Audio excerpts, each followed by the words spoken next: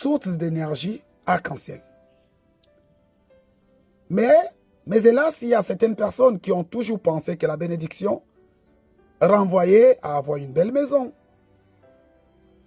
à avoir une femme, à avoir des enfants, à avoir un corps qui ne fait pas mal, à avoir de l'argent, à avoir une voiture, à manger au point que le ventre peut vouloir éclater.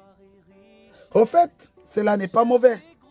Parce qu'après tout, nous voyons les choses selon la position dans laquelle on est placé. Et tout ce qui nous est donné en sonore, en écritorial, nous aurons toujours tendance à tourner ça au centre de notre positionnement. Mais souvent, on oublie que des fois, la position qu'on peut avoir n'est qu'une station de plusieurs autres stations dans lesquelles nous pouvons être positionnés ou bien qu'on ait été positionnés bien avant d'être dans cette situation.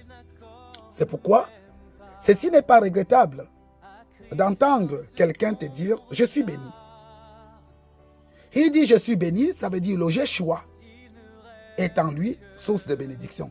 C'est pourquoi on dit Jésus qui était, Adam qui était à l'image de Jésus. Ça veut dire ici, il est question de une source de connaissance endormie dans un jardin, dans un corps immatérialisé en esprit, mais qui à la suite va encore s'incarner pour continuer son voyage astral dans les corps galactiques, donc les enveloppes que nous avons. Je voudrais réitérer que ces prédications ne sont pas pour tous. Tous peuvent les écouter, mais tous ne peuvent pas ainsi y rentrer. C'est pour ça qu'on vous a dit, le chemin du salut est étroit. Le chemin qui mène dans le royaume est étroit. Pourquoi? Parce qu'il s'agit d'une parole. Dis seulement une parole et je serai guéri.